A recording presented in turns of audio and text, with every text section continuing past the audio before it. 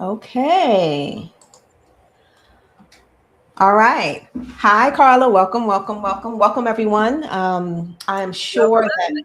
yes, we are kicking off, and I'm sure that people will be dropping in and joining as we go. But we have so much to cover. I don't think we can actually pause and wait. It's probably better that we just get started and dive right in. So let's open up with just welcoming everyone. If whether you're watching this real time or you happen to be catching the replay, both Carla and I are really excited to talk about this topic. It's not something that we've seen be a part of normal discourse on any social media platform, let alone LinkedIn. But it's such a important part of both of our realities that we wanted to kick off the conversation, and not just kick it off, but invite many of you who are also either experiencing it now, have already experienced it, and or know that it's coming soon, right? So welcome to leading yourself while caring for an aging parent. So what we're going to do is we're going to introduce ourselves, and then we're going to share with you why this topic is so important to each one of us. I'll also say, just in full transparency, that Carla and I know each other. We've known each other. Shoot, I was just about to curse. We've known each A while. First of all, I know that we look like young bucks. We look like, we're in our 20s. However, and we are at heart, we are definitely in our 20s. However, we've known each other for quite some time, maybe like 15 years or so. Yes, Yes. so 15 years or so. We were colleagues. We worked together at a organization that is still near to both of our hearts. But we have both since left that organization and come out on our own and are doing our own thing. And so we'll tell you about that as well. So you're looking at two old friends, two colleagues, and two people in the midst of caring for our parents. So Yes. let me introduce myself. Carla said I had to go first. So let me introduce myself. My name is Dr. Nicole Bryan, and I am many things like Carla is, and I'm sure you are as well. I am a daughter. I am a stepmother. I am a executive leader. I'm a fractional chief human resources officer. I'm a psychologist, and I am a woman caring for her elderly mother, her 83-year-old mother. My business that I have, my entrepreneurial business that I have, is actually called The Change Doc, and it is a business that does a couple of things. The first is I do human resources consulting. And then this, in terms of change management and HR strategy. And then the second thing that I do is I help Black introvert females get promoted into the executive level. And so that is my passion. I've always mentored Black women, mainly because there's not been enough examples of senior leaders and executives in that space.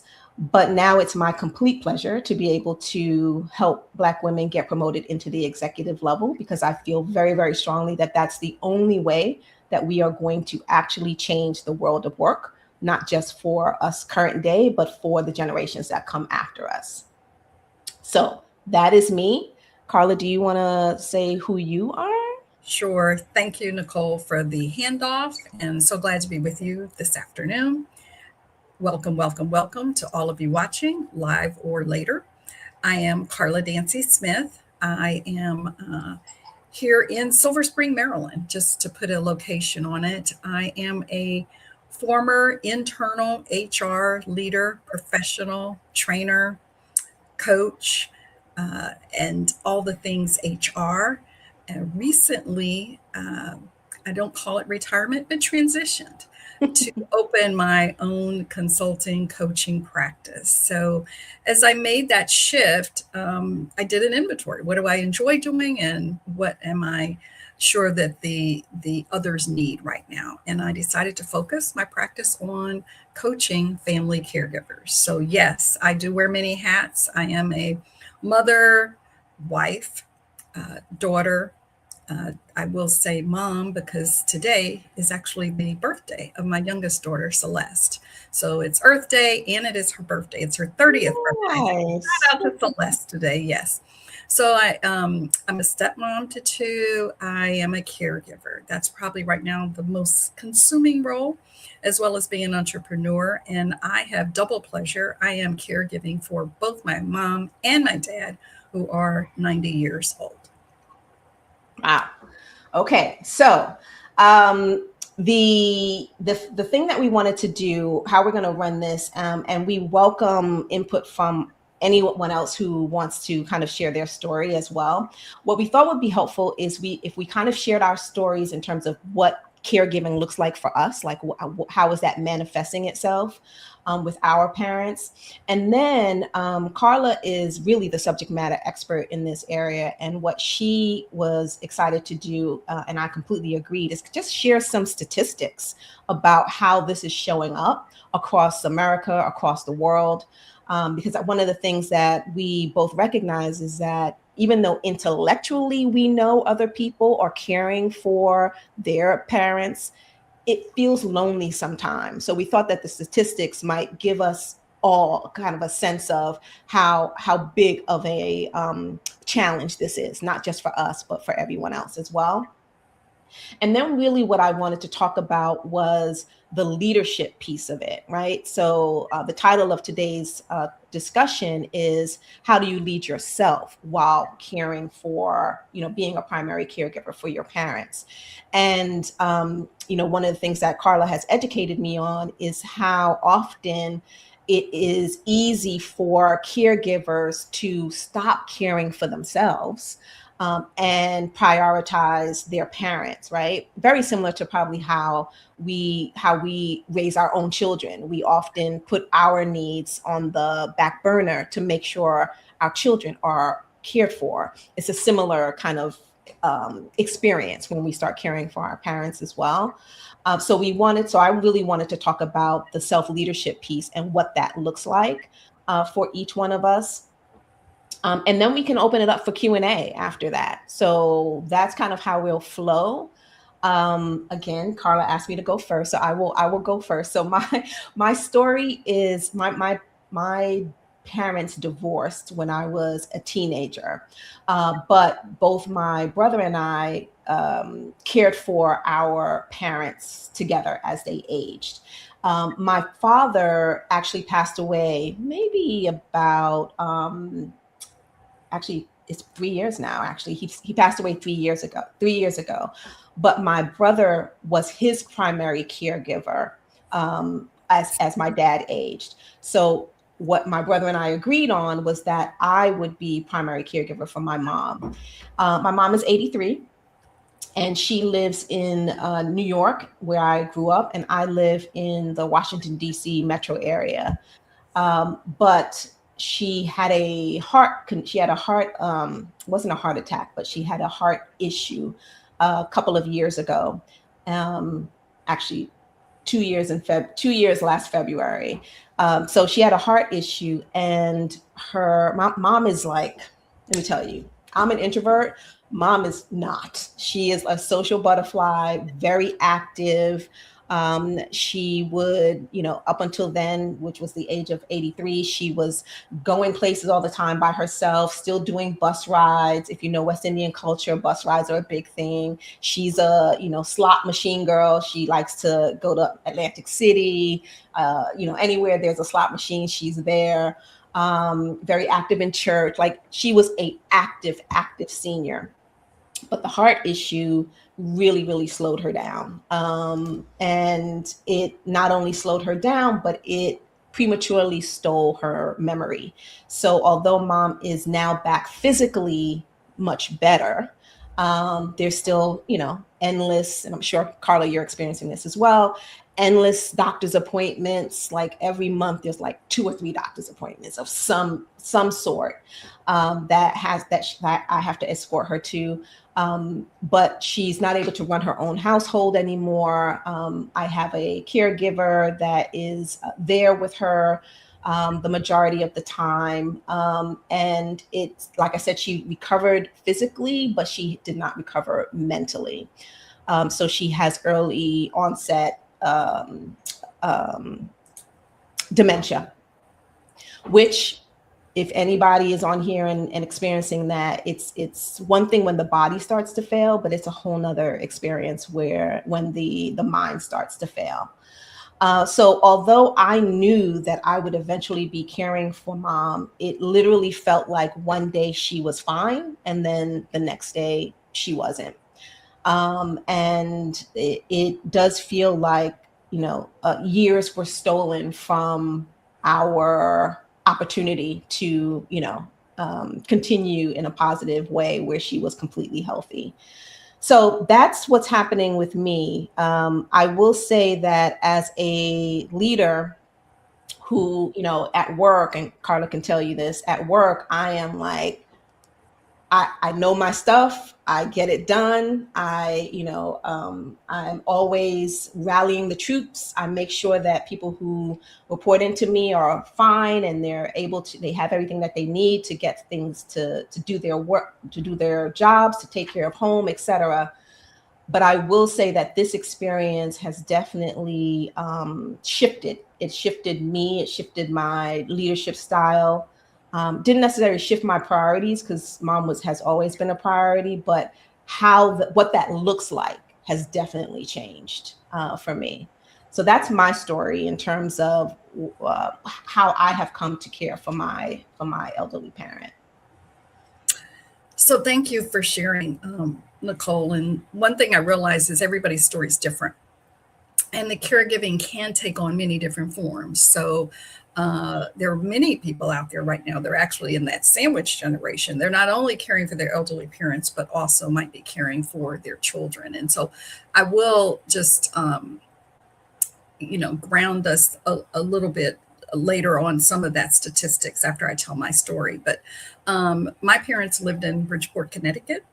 And unbelievably so, they were running their own business until about 4 years ago. And my brother lived in Connecticut with them. So he was kind of the eyes on person close by, would take the calls. But we started noticing, and I have two younger brothers, we kind of compared notes, and we were noticing, it starts with the repetitive questions and, them forgetting they already talked to you today. They talked to you, about something 2 or 3 times. And we said, wait a minute. It's really time to shut the business down. We wanted our parents to get to enjoy a little bit of retirement. So we suggested it. They were not receptive. So we forced it. And I actually had to write the letters of termination of contracts for my parents' business, because they would not shut it down. But we did shut the business down. They were management consultants, basically, in housing market. And my brother in Connecticut decided he wanted to move to a warmer climate. He moved to San Antonio, Texas. And I'm the oldest. I'm the only girl. I got it all together, supposedly. It was my turn to be the point person. So we relocated my parents from Connecticut to live with me in our house. We did have the space, although I will just say to people that might be facing this reality, there's the before and the getting ready, and then there's, the day-to-day. So before, we had to put in some, handicap type accessible things, bars, and just making sure things were safe for when they got here. But the blessing for me is my parents, when they first came 3 years ago, going into 4 now, they were mobile. They are mobile. They take care of their daily activities.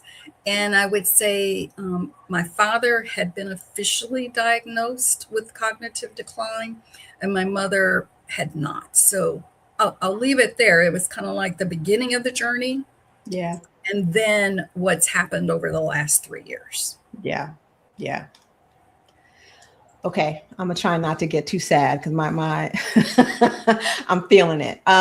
Okay. So, and I do want to shout out, there's several people in the comment section. I'm so glad that is your comments. I just want to say, everyone, your comments are reiterating and reconfirming for Carla and I that this conversation is much needed.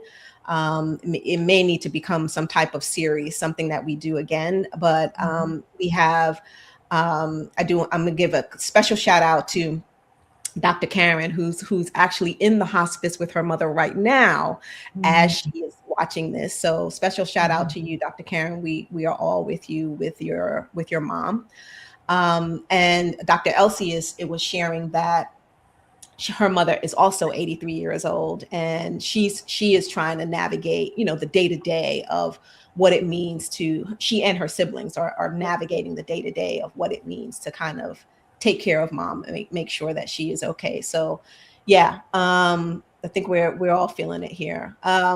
Okay. So with that said, can you share a little bit about your, what you know in terms of statistics and how prevalent this is for people right now? Sure. So I come from an evidence-based, data-driven background, having worked in healthcare the past 13, 15 years. And so I did do my research. And AARP is a great resource. I would point anyone there. And then there is the National Family Alliance of Caregiving. And what I read is we're not alone. There's about 63 million Americans right now who are in the same place we are with caregiving. No surprise, about 60% of those are women. So women disproportionately take on this responsibility. The other thing that's interesting is how many, about 60% again, are balancing career and caregiving. So it is we're not alone. There's many of us that it's kind of invisible, and that's the word that's used a lot. Whereas people might readily talk about, their pets or their children or, other things in their life. We are not as forthcoming in talking about our caregiving role. And probably the last statistics, Nicole, that I really think hit home for me is the economic reality that our labor, the hours that you spend, that I spend, and that we have our siblings and members of our care team helping us spend, it's valued at over, let me just check my number to be sure, $600 billion a year. Wow. So I will also say in my household, I have a co-caregiver because my husband Calvin also assists. So we kind of tag team some of the responsibilities. But all of that is labor. It's labor of love, but it's still labor that we're putting into this. Yeah. Yeah. Wow. Okay. Yeah. So actually both of those statistics, are pretty meaningful in of itself, right? Like the 600 billion, I mean, you can't, yeah. But the fact that 2/3, a little bit over 2/3 of caregivers right now are female, that's not necessarily surprising. That's probably shrunk, meaning that I can imagine 15, 20 years ago, that number was probably higher, right? Where what might have been expected of men in terms of caregiving looked a little bit different in the generations that preceded us, but still 2/3 of us are caregiving. And just to be clear, I know our topic today, when we say caregiving, we're talking about our elderly parents, but when those numbers talk about caregiving, those stats, are they talking about caregiving in any capacity where someone is like a primary caregiver for a child or an adult, or is it different? So it is different. Usually caregiving, as we're talking about family caregivers, is talking about individuals who are caring for someone who might be disabled, mental illness, and their elderly parents. And the caregiving numbers for those that might be doing both or those that are caregiving as mothers are kind of different numbers. So thank you for asking that question. So I could clarify. Even more impactful then, because we're not talking about parents per se. We're talking about, okay. Yep. Okay. One of the things that I'm going to do something, I normally don't do this, but I thought it would be helpful. So one of the things that I base my executive coaching on is a very simplistic framework that I use. And it's all about teaching women who are like in middle management, and they want to go to the executive suite, the different levels of leadership, right? And I call it three levels of leadership. The first one is self leadership, and it's the way I draw. I draw it in like concentric circles, right? So I don't know if you guys can see this or not. You probably can't. Okay, so a little bit. So the first circle is self, right? So you know the premise. Like everybody on here has probably led themselves, led others, etc. The premise is you are not able to effectively lead anything, whether it's at home or at work, if you are not aware of what your own identity is, if you are not able to lead yourself, right? So that's kind of the first level. The second level is when I think of team or others. So the second level,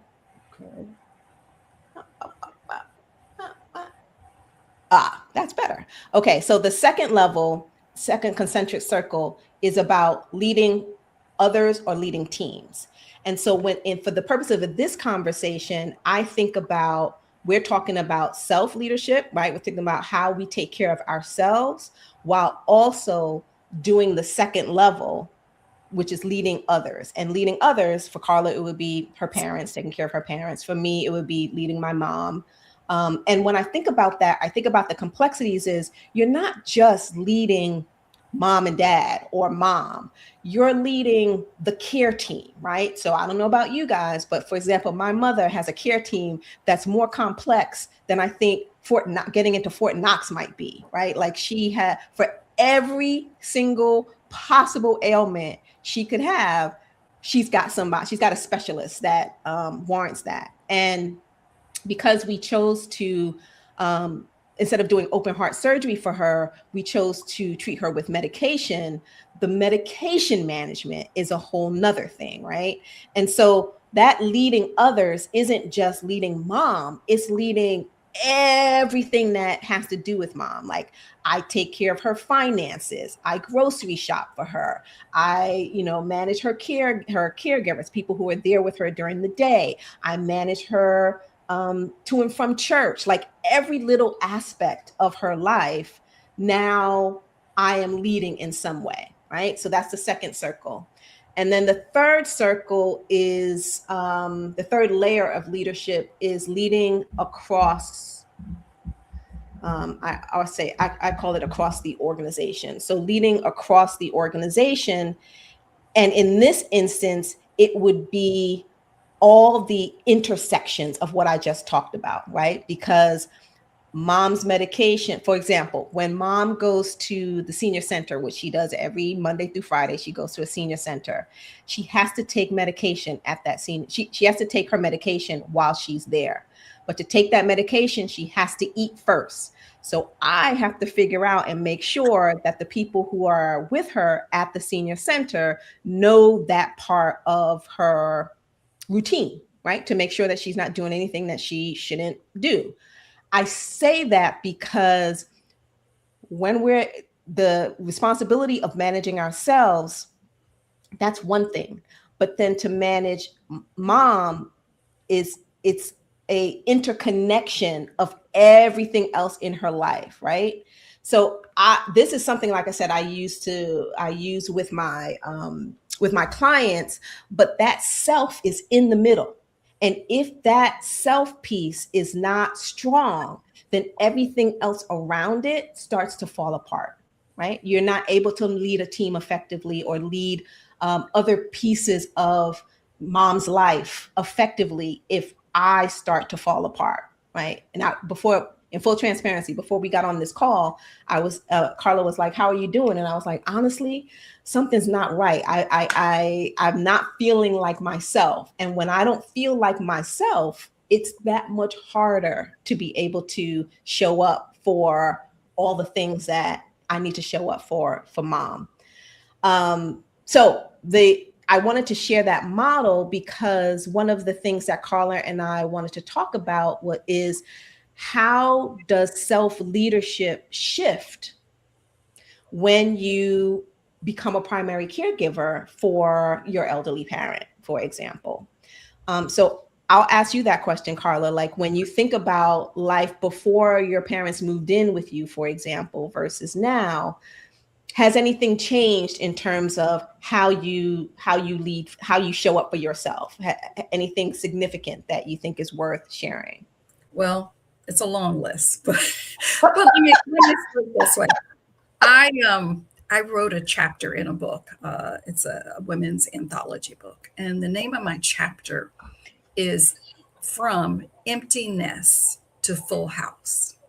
So the real first shift that occurred for me when my parents came to live was the fact that I had an empty nest. My children were finally gone. They graduated school. They were off on their own, being successful. And it was just Calvin and I. We were getting ready to travel and to do a lot of things, just like, oh boy, we're here. When my parents then came, and we were now back to full house and people that we had to be responsible for meals. And that was in the beginning just it. The shift was really in the schedule and the plans and the calendar. Mm. I am a very calendar driven person. I like planning. Yes, you are. Yes, you are. You got the little color code things, and yeah. And so all of a sudden, I too had to map in the doctor's appointments and the medication refills and not only my needs, but their needs. And again, their needs times two. My father has a heart condition, so he required more medical attention than my mother. And during the first, again, I just shifted from a full-time role internal to a solo entrepreneurial role. So the first 3 years almost, I was balancing an internal role. So the good news about that shift was we were kind of into Zoom and I could do work from home.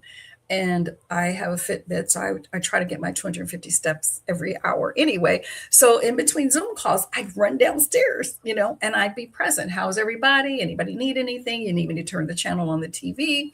My parents did not want to go to an adult daycare. I took them and they said, why are we here? So I tried.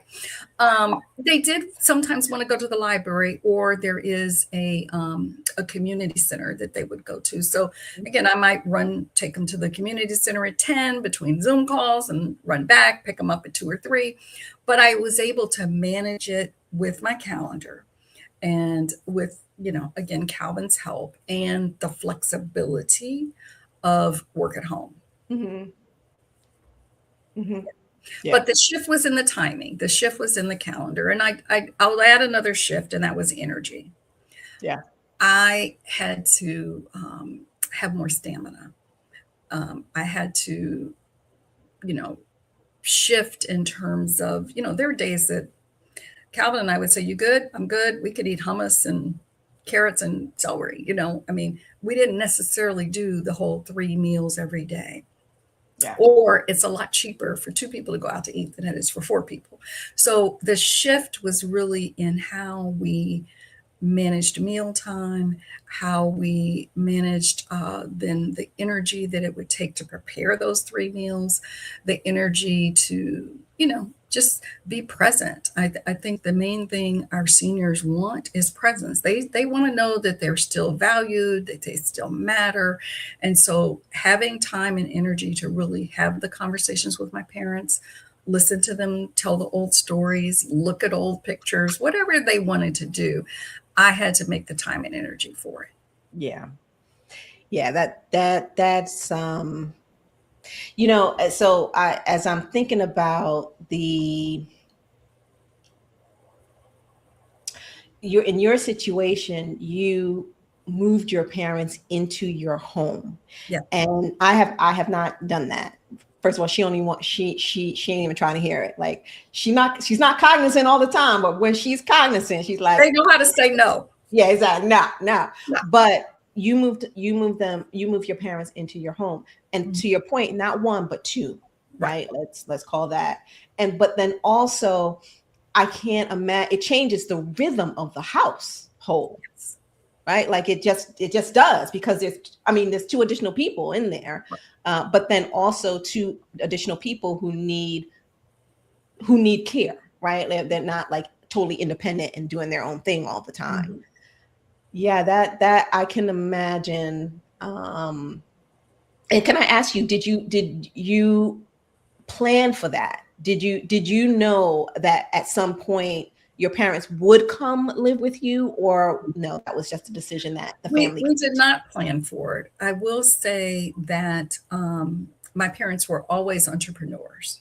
So they do not have a pension, and Mm, they did not financially plan. So without mm, putting all their business in the street and our business, but we are somewhat subsidizing my parents. yeah. And so having them live with us is the best financial situation, as Okay. well as, again, given the options. I don't know how many people have visited facilities and looked at all the options that are kind of out there, and that really wasn't, even if we had the money, I probably wouldn't go there. I'd want my parents close to me. So Yeah. this was the best option for us. I will say I anticipated my parents being more independent when they got here. So I didn't think they would need as much of my presence as it really has evolved to be. Yeah. Like your mom, my parents love the casino. So they still do that. Let, let us know in the comments if your mom or your dad like the casino. Like I don't know what it I is, don't know but what it is about this it's like the casino. casinos are full of senior citizens. Oh, what the hell is happening here? I don't know. And they just like the bells and the whistles. And Yeah, I think that's it.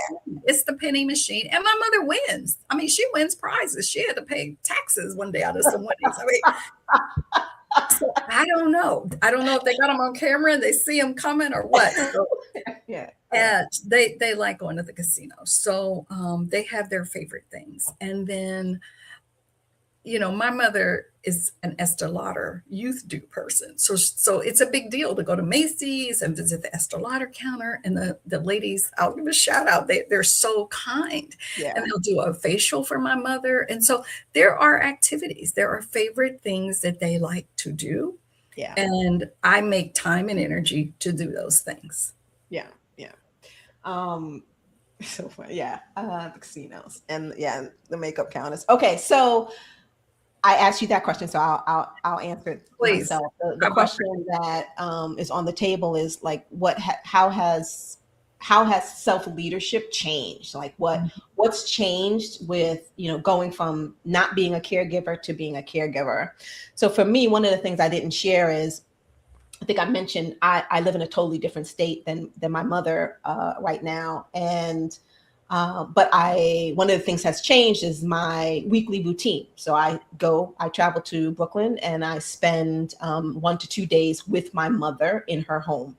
All right. So I have a caregiver that's with her Monday through Friday. I am usually with mom Friday through Sunday. And so my weekends they don't exist, honestly. It's really about mom, and I won't lie and sugarcoat it. Part of me was very resentful that I mean, I'm a loner. I'm a introvert by trade. So my introvert time, my weekends, is gone at this point. So there was a time where I was very bitter about that, but that quickly, honestly, transitioned to, I don't know how much more time I'm going to have with mom. So if it's going to take giving away my weekends, I'm going to give it away gladly. So that changed. But what that also meant for me was, if I don't have my weekends to recover or to, re-energize myself, which is what I used to use my weekends for, what do I need to do during the week to be able to do that? Right. Because it is being the sole person caring for my sole family member, caring for my mom. It is very taxing for me. Like, I don't have a partner or even a close family member that I can lean on to be like, hey, no, you take her to her. Can you take her to her doctor's appointments this week because I have to do something else? Like, there's not someone I can hand that off to. And so for me, I have had to get much better with my schedule. I am not as good as Carla is about scheduling. So I've had to get much better with that, frankly. I've also had to build into all of my business contracts with my coachees, as well as with the companies that I work with, I've had to be transparent. Look, I'm the primary caregiver for my mom. I build it into my contracts that there has to be flexibility in terms of scheduling if something comes up that my mother needs, or I need to make an appointment for her, et cetera. Like, she is the primary thing for me at this point in time. And I will say, people and businesses have been very, very understanding. There's times I'm on the Amtrak train taking a call and the Wi-Fi is going out, but that's what's required, right? Like, that's a situation. I've got to get up there and you need me at the same time. So this is what we have to deal with. So yeah, for me, it's been the being the sole person who has decision-making authority over my mother, her care, her medication, her finances. Prior to that, I was living life single and fancy foot and free, right? Because my stepkids are out of the house. My partner and I are no longer together. So I was kicking it. That was my life. And then I wasn't. So it was a huge, huge, huge shift for me. Yeah. I'm trying to think of anything else in terms of, I've had to educate myself a great deal. I know, Carla, this is something that you help people with, yes. But I didn't know anything about elder care. Honestly, I've been lucky. I've been fairly healthy all of my life. So I didn't know anything about the medical system and how it actually, from someone who's using it versus, I've been a hospital administrator, but I've never been on the other end having to navigate it on behalf of a third party, my mother, right? So that I had to learn how to advocate for my mom, while still making sure her voice is heard, if that makes any sense, right? And that's tough. It's very different than caring for kids. Kids, I'm like, you're gonna do what I'm saying, and that's just the way it is. With mom, it's okay, mom, what do you want? And sometimes she knows and sometimes she doesn't, but either way, I've got to make sure I'm representing her and not necessarily representing me, that's tough. So yeah, that's me. So let me ask you a question. And I'm an extrovert, so our needs are different. No. Yes, I am. I own it. But what do you do for self-care? And then I'll share. I'm just curious, like, how do you recharge? What are those? I do so much for self-care. So so I think I opened up earlier and I said that I'm not feeling like myself. And one of the things that when I don't feel like myself, I stop pushing. I used to be a pusher. I pushed myself to accomplish. I pushed myself to push through X, Y, and Z. I don't have any problems canceling a meeting right now if I don't feel like I'm in the right mental space. Like, I know this is a marathon and not a sprint. And so if I need the mental space, I'm taking it. Needless to say, this week I haven't done anything so far because I just can't get in the right headspace. Other than that, when I am in my normal rhythm, I do a lot of walking. I'm a New Yorker, right? So I love to walk, and thankfully the season right now, it's a walking season, not too hot, not too cool where we are. So I'm out walking. I hike often. I do a lot of hot yoga. Anyone who's on here who knows me, like Allison Butler, knows I'm a hot yoga girl. So I do hot yoga 3-4 times a week. I will,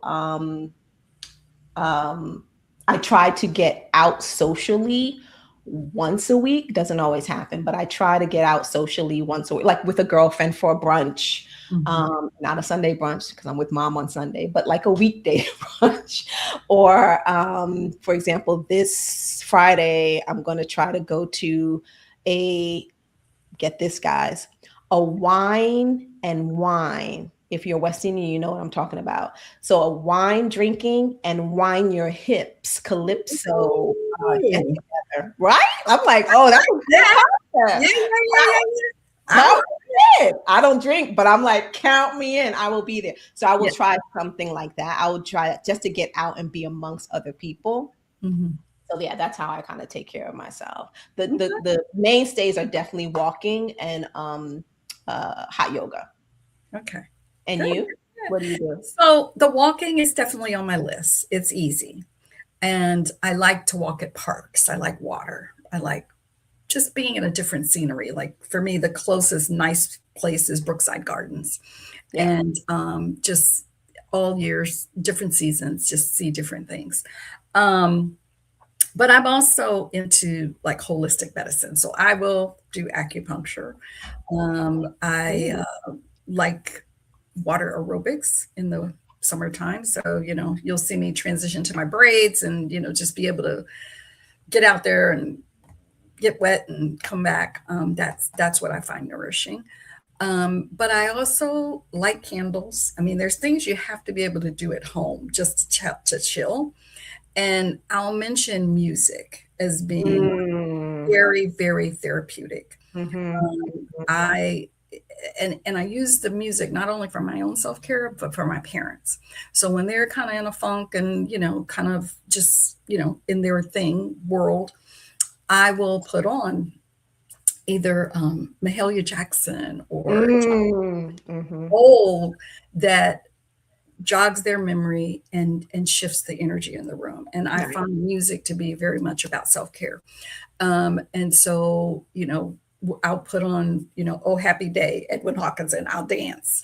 So dancing is probably another outlet for me that I can do just around the house. Yeah. I said I wanted to learn line dancing, and I got my fan ready, and I never.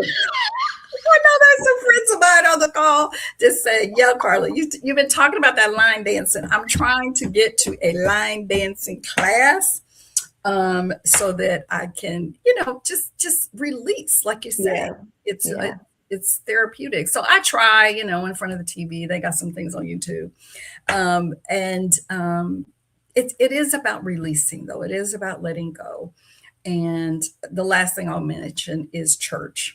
Mhm. I have great outlet with church. I saw a couple of Lori and a couple of friends of mine from church here. So Sundays are probably the best day for me because I go to church early myself and then I come home and I play church for my parents. So all day Mm. they're watching their church from Connecticut. East End Baptist Tabernacle Church was their home church there.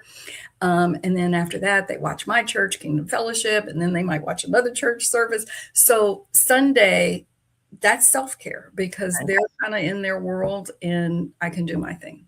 Yeah. I love that. Yeah, I love that. Okay. All right. So we are coming up at the end. I did want to say one thing, and I don't know if anyone has any questions. We're keeping up with the chat, so if anyone has any questions that we can answer for you, drop it in the chat, and Carla and I will do our best to answer. But we appreciate all the comments. There's a lot of affirmation happening with each other in the comments, and then with some of the things that Carla and I are saying. So we appreciate that. And I'm always looking for ideas. So I'm open.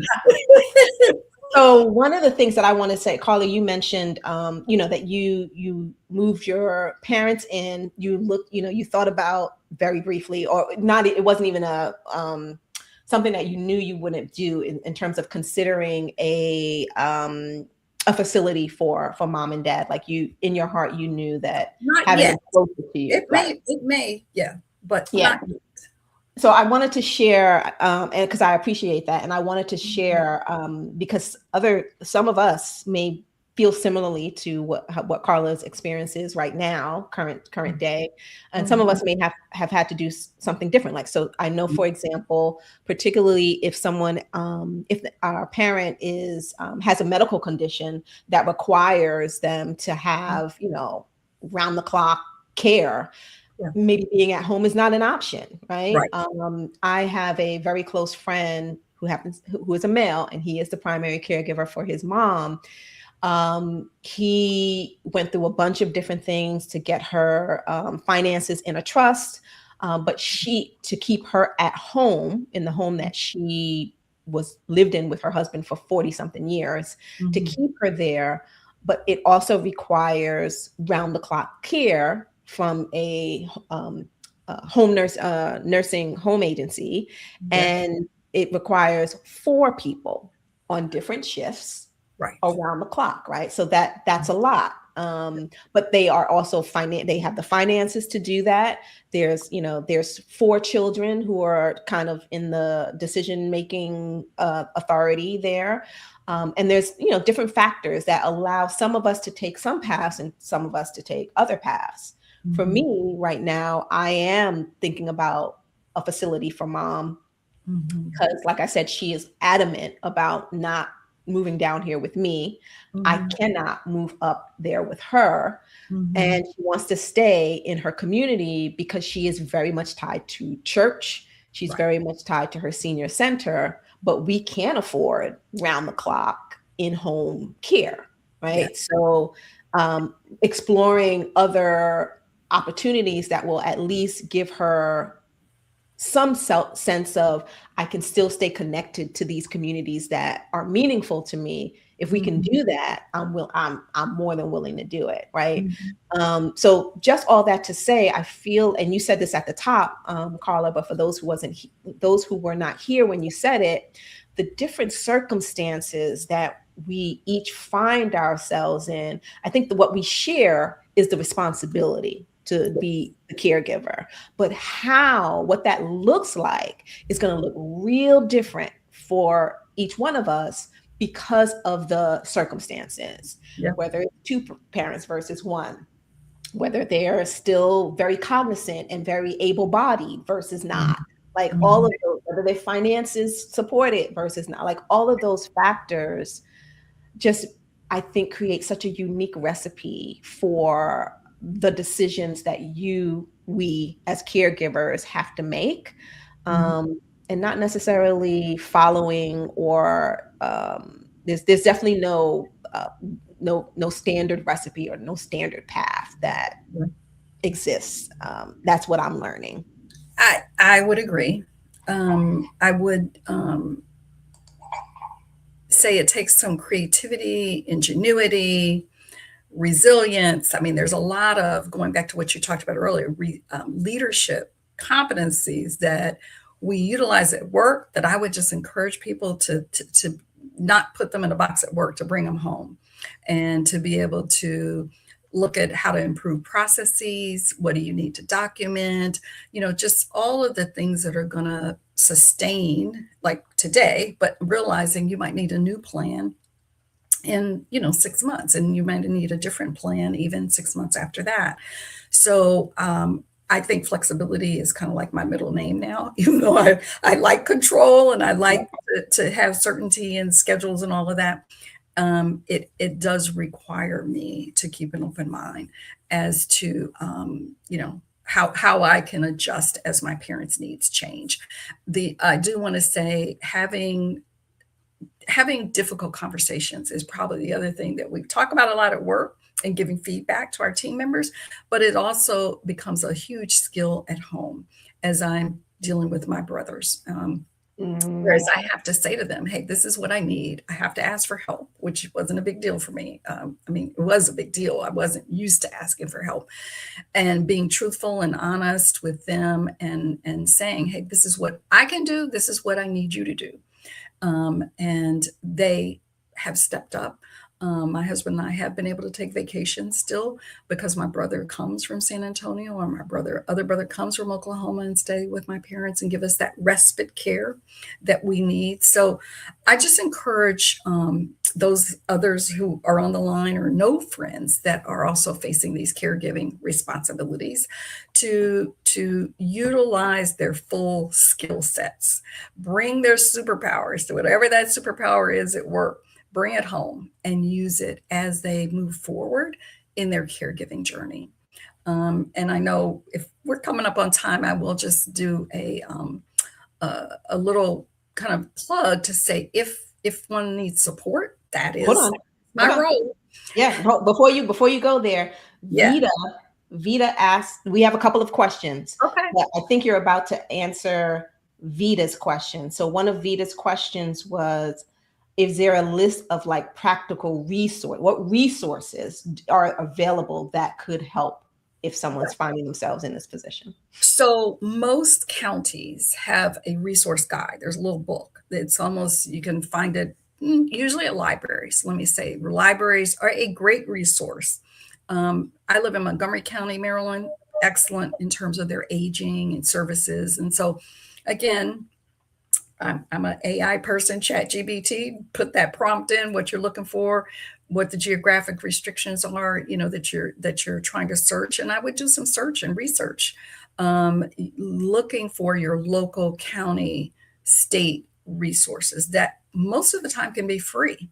I enjoy going to kind of these resource fairs where all the vendors are there and you can walk around. Usually all the insurance companies are there. Many of the home health agencies will be there.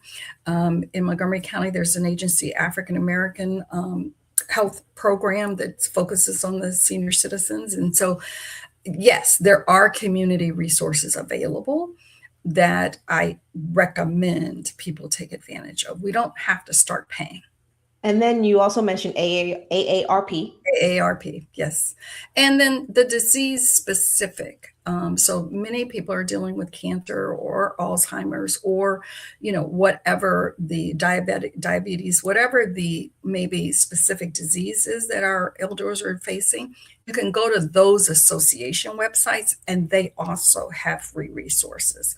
So again, there's not a one-stop shop, unfortunately.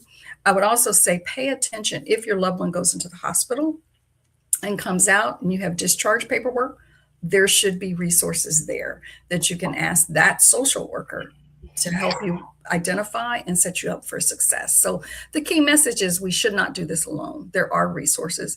There are not enough resources. Let me go back to the number in the beginning. There's, more, especially with the aging population, there are more needs than there is supply. And we have to stand in that gap. Okay. And what about your community? Do you want to, is now the time? So thank you, Nicole. So I do have a community. It's on School. I don't know if people know that platform. It's kind of an alternative to having groups in Facebook, School. And I have a community called Caregivers Corner. Thank you. And in my community, I welcome caregivers. I do cater to women, overwhelmed professionals that are trying to move from burnout to balance, because the reality is caregiving can burn us out. And just like you were very transparent saying, no, today's not my day. I have days where it's like, oh, one more time. Do I have to say what time it is and what day it is? That repeating sometimes can get on my last nerve. And knowing that I have this community that I can support when they too are facing whatever the challenges of the day are. I offer courses. We have what we call Admin Power Hour, because the paperwork is a lot. Let me just say that. Yeah. So helping individuals navigate the paperwork and kind of do it together. Those are some of the things that I'm offering in the community. Excellent. Okay. We did have other questions as well. So let me, one of the other questions was, what's one piece of advice that you know now that you wish you knew when you were at the earlier stage? Okay. This is going to seem really petty maybe, but bring on the petty, baby. Go ahead. Do not get a storage unit. Do not get a storage unit. More. What was... So your family, my parents, let me just say, they have a lot of things. Yes. And remove them. Yeah. There was not enough space in my house or my garage. My husband made it clear to put all their things. And so I thought, they're so convenient. On every corner, there is a public storage place. And I rented one of those cubes and I was going to put their things in it. And why? Why? And so an advice that I would give people is sort through things as you're going through the downsizing phase. If you have to consolidate, if they're moving, into a facility, decide what you want. Yes, there are, precious memories, photos. many things I wanted to preserve, but other things I should have let go and not pay $250, $300 a month to store things. Yeah. That's something I made a mistake. Yeah. Yeah. That's fair. That's fair. So the way I would answer that question, probably two things I wish I knew. I mean, I did one of them. The other one is hard to, I'm still navigating it. But the first one is, if mom and dad have not already at a minimum told you what they want for themselves, Oh yeah. at a maximum put it in writing, like get their will together, or at Yeah. least write, if you have siblings or family members who you know gonna come later and argue with you about something, at least put it in writing. Yes. So I was very good at, before mom, I was good at asking the question. Mom is one of those people who avoids. She doesn't like to think about times where she's not going to be here, or maybe not fully in her fully in her capacities, or what. She didn't like that. She was a conflict avoidant. But I asked, and I got something out of her in terms of what it is that she wants for herself, even when she wasn't. So asking those questions, I agree, before that's needed, I think is really, really important. And then the other thing that I did is I made decisions for myself. Like, I have a list of criteria in my mind, in terms of how I'm going to make decisions for mom. And the reason why I say that is because a friend of mine he told me about myself a couple of weeks ago, and he was completely right, where he was saying, you're making decisions from an emotional standpoint. And it was about, whether it was time to move mom to a facility or not. He was like, you're making the decision from an emotional standpoint, and you're going to regret doing that. Like, he's like, he's 100% right. He's like, if something happens, God forbid, and you're going to regret postponing this decision that you have to make.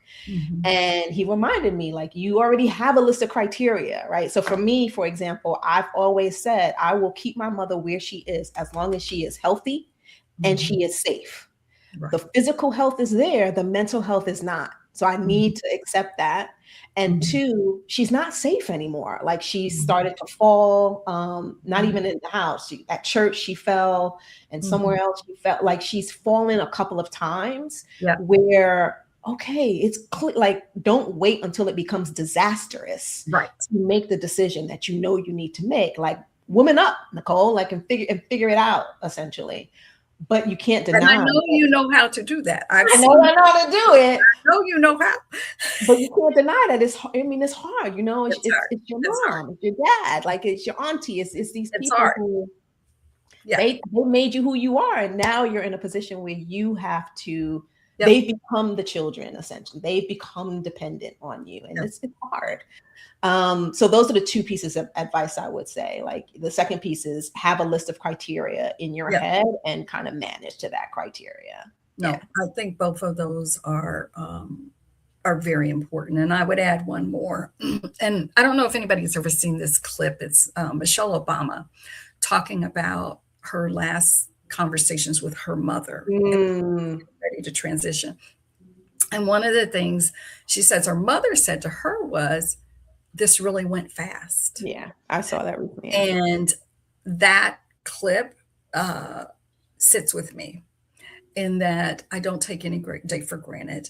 I really think about what I want to do still with my parents. Like, I'm into, so my recommendation is take lots of pictures, create memories, so that when they're gone, you don't have regrets. And that's so easy to say, but I want to be clear that I did the best I could. And like you, Nicole, that I kept my parents safe, that they spent their last days in dignity, that I cared for them, I loved for them, and that they got to go to the casino and I take pictures, and, we got to take a trip. I don't know, I might have missed the window down to the Washington Monument and see the cherry blossoms. I mean, we get out and about town. And especially when they first got here, I took them on a hayride up at Butler's Orchard, and we looked at the pumpkins. I mean, whatever. Yeah. Even though when we do it, they don't remember it the next day. Doesn't Right. matter. It doesn't matter. We did it. Yeah. And I enjoyed it. So again, some of that stuff is my self-care. It's the things I like to do, and I take them with me. Yeah. Yeah. Okay. I love that. Okay. So I think we're a minute over time, and I think I'm just making sure that we captured all of the questions, and I think we have. Thank you to everybody. Okay, so wait, this was in replay to your question and what I wish I knew. Oh, so Selena answered the question as well. The question that we asked in terms of what do we wish we knew at the beginning of our caregiving journey. Yes. And Selena said one of the things that she wished she knew was that she needs to put herself first each day before trying to meet someone else's needs. Yes, I think that. And Selena, that probably goes back to my little awkward drawing that I had here for the self being in the middle of the leadership journey. So if you don't have self, you're not taking care of self, it's very hard for you to be able to take care of anybody. So. Hey, Selena, thank you for that. Okay. All right. Well, listen, I wasn't sure I was going to make it without tears, and I made it. I choked up once or twice, but I did make it with no official tears. Very hard, very difficult. It is hard, particularly if you are, if you're in the middle of this journey or at the start of this journey. It's not always an easy topic to talk about. So thank you everyone for joining us live today. We were, like I said, very excited to have this, very excited to start the conversation. I think Carla and I will probably try to think about how we can, how we can extend this conversation further. Maybe do a encore. So if you guys have questions, or if you watch the replay and you have thoughts about specific topics related to this that you'd like to know more about, feel free to drop it in the chat and drop it in the comments section, and we will do our best to follow up. In the meantime, Carla, so we can see on the screen, Carla's Caregivers Corner is there and available, and it is a free resource. Is it free, Carla? It is free, and then I also offer individual one-on-one and group coaching, and those packages are available. Yeah. Okay, perfect. And those are not free. Okay. All right. So if you're interested in getting some additional support on your caregiving journey, please reach out to Carla. She's on LinkedIn, obviously. She's also on Facebook. And then she also is here in her Caregivers Corner on the school platform. If you're interested in continuing your leadership journey and getting support in terms of work, and needing and wanting some additional support in that, you can always reach out to me. I am on LinkedIn. I am on Facebook. I am on YouTube, and I would love to talk to you about where you are in your professional journey and what your goals are.